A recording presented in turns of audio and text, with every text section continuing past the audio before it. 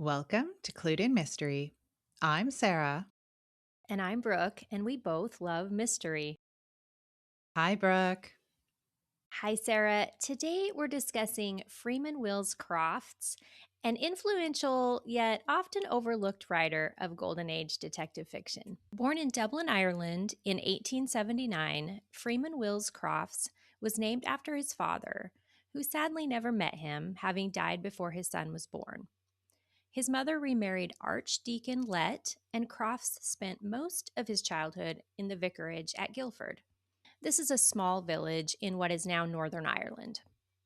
In 1912, Crofts married Mary Bellis Canning. She was the daughter of a banker, and the couple remained married for 45 years until Crofts' death in 1957. They had no children. With an uncle in the railway industry, Crofts trained as an engineer and spent much of his life working in that field. He was involved in major engineering projects of the era, including the design of the Bleach Green Viaduct near Belfast. His engineering background would later become one of his greatest strengths as a mystery writer. If you've read a Crofts novel, you've probably noticed something distinctive about his storytelling style. He pays an extraordinary amount of attention to logistics, measurements, timetables, and physical space. Readers always know where characters are, how they got there, and exactly how long a journey took. This level of detail can feel odd to us modern readers, but it was perfectly suited to the puzzle mysteries that were so popular during the Golden Age. Crofts came to writing almost by accident. In 1919, during a lengthy illness that took him out of work, he began writing his first novel, The Cask, and it was published a year later in 1920. The book was an immediate success and established him as an important new voice in detective fiction. Over the next 30 years, he wrote almost a novel a year, producing a remarkable body of work that included classic detective stories, locked room mysteries, thrillers, and even those inverted mysteries we recently discussed. This is where readers know the identity of the criminal from the outset and then watch the detective slowly unravel the crime. Crofts is best remembered today for his Inspector Joseph French character, and he first introduced him in Inspector French's Greatest Case in 1924. Unlike some of the more eccentric sleuths of that era, French wasn't quirky or even very memorable on his own.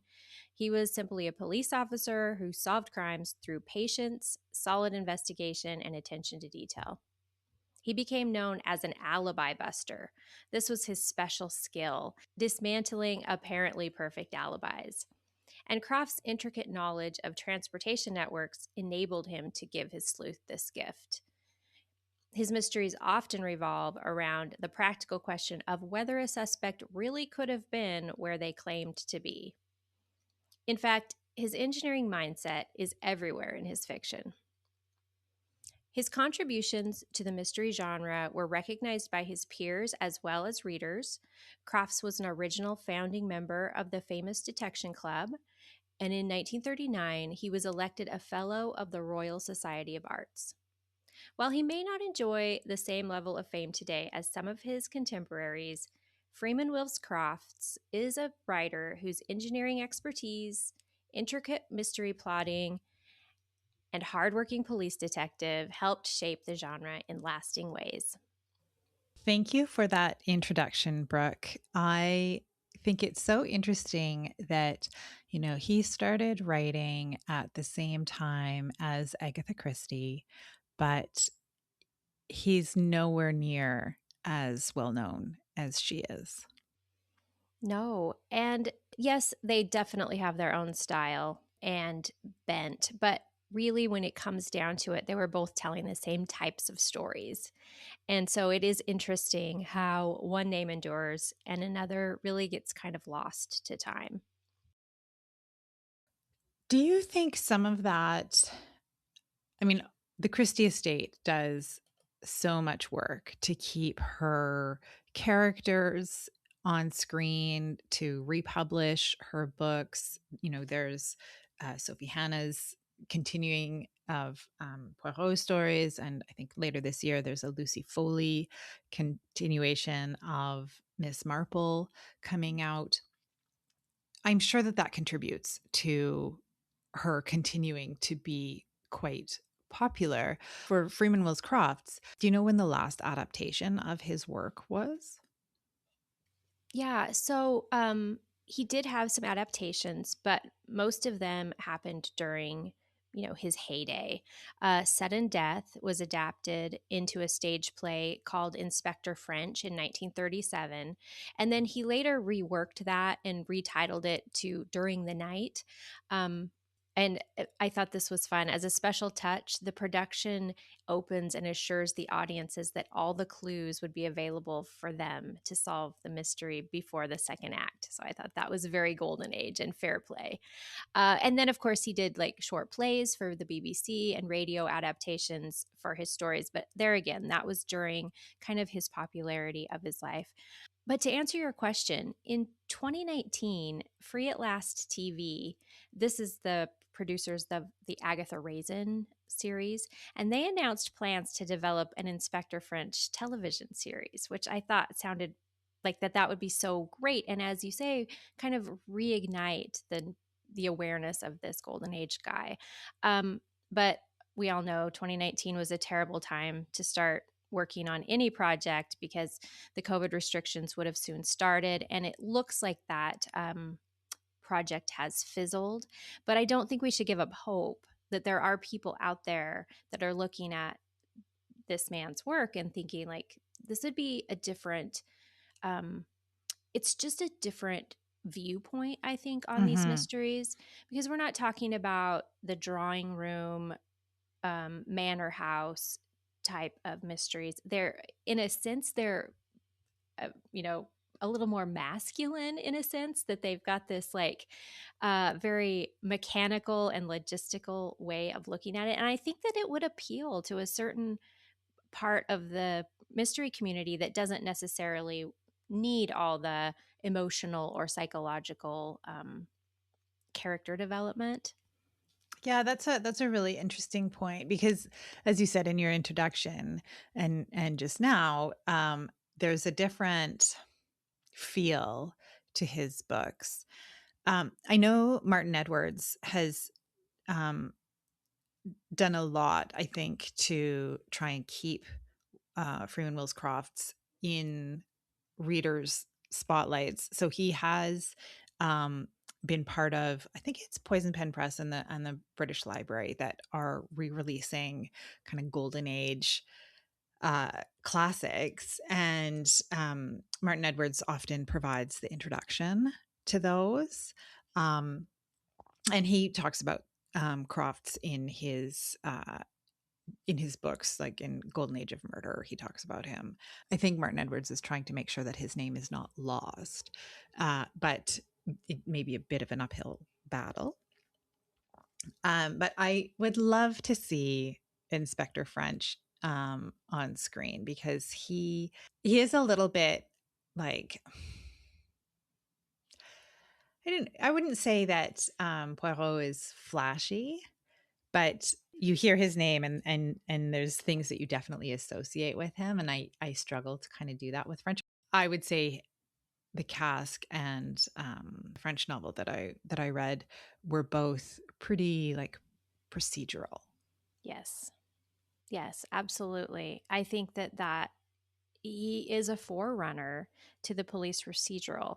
Uh, as far as I could tell, until his series with French, none of the other authors were using a policeman as their primary repeating sleuth. They were amateur sleuths, or in Poirot's case, he's retired from the police force. So this was something kind of new, but definitely a line you can trace from current police procedurals to Croft's work. And I was actually thinking about our recent discussion of Linda LaPlante.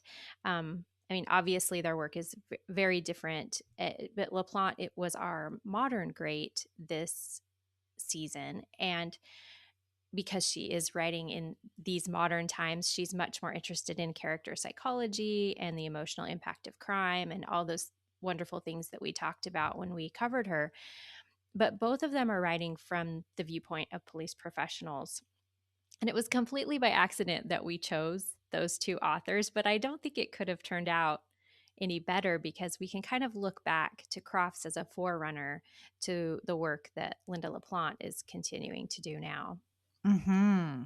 I did actually think of, I don't know if it was specifically Linda LaPlante or just like modern books that feature female detectives, because there was a scene in one of the books that I read where the policeman is speaking to a female witness, and she has made some great observations. She's kind of done a bit of detective work, and you can see this, like, he almost wants to say, like, wow, you should become a police officer, right? But I don't think at the time there wouldn't have been a lot of women in the police, and certainly I would imagine none as police detectives.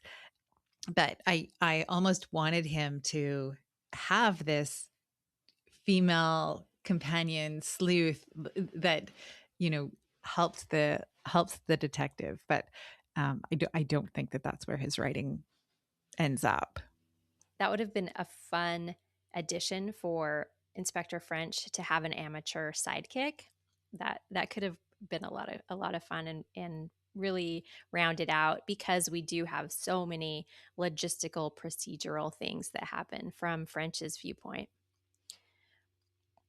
Well, Crofts is, as we've discussed, kind of grouped into what critics call the humdrum school of detection fiction, which I had not come across this, but I got it. Like, I understood the sentiment because you and I, Sarah, have read so many mysteries, and some of them do kind of fall into that category.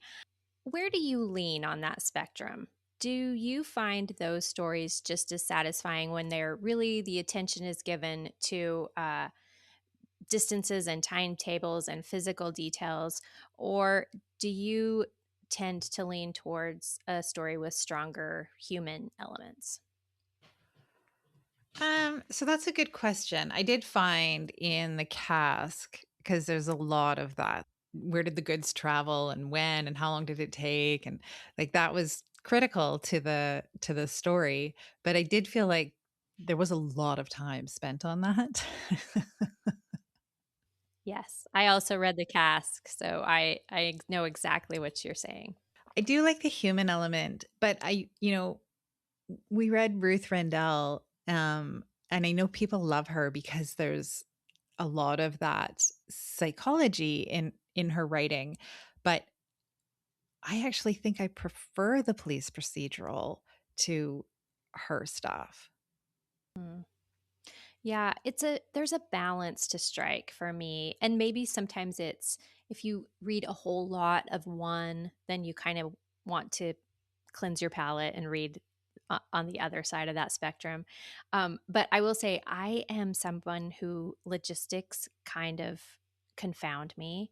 And so after a while I can glaze over. And because it was so specific of this many feet from here to here, and as you say, it was pivotal to the solution, and that is the case with many locked room or puzzle mysteries, and why the detective becomes so genius, because to the rest of us it's just a lot of facts and figures, but then when you look at how the sleuth puts it all together, they can save the day that way.